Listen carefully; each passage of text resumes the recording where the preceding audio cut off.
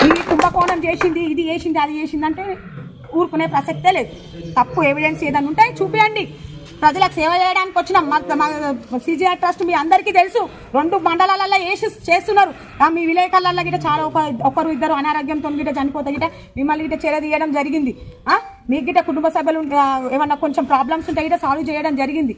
అంతే తప్ప అడగండి, మీరు ఏ మండలాలు ఉన్నా మేము చేసిన తప్పు ఉంటే మీరే మీ ప్రెస్ వాళ్ళే కదా, అన్ని ఈ మండలి మొత్తం మీ ప్రెస్ వాళ్ళే ఉంటారు కదా, అడగని ఉంటుంది. సిజిఆర్ ట్రస్ట్ సిజిఆర్ని మీరు నిలదీసి అడగని ఉంటుంది.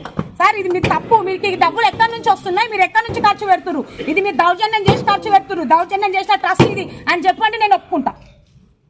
మా కష్టార్జితం చేసి మేము పెట్టుకున్న పైసలను మేము 10 మందికి పంచుకుంటున్నాం తప్ప మేము ఎవరి దగ్గర నుంచి 10 రూపాయలు లాక్కోలే, ఏ గ్రామ పంచాయతీ నుంచి గిట్ట మేము డ్రా చేసుకోలే, మేము ఎవరి దగ్గర నుంచి గిట్ట ఎవరిని మోసం చేసి డబ్బులు తీసుకొని మా కష్టార్జితంతో మేము 1,00,000 రూపాయలు సంపాదించుకుంటే అందులో 20-30 వేలు ప్రజల కోసం కేటాయిస్తున్నాం తప్ప మేము దౌర్జన్యంగా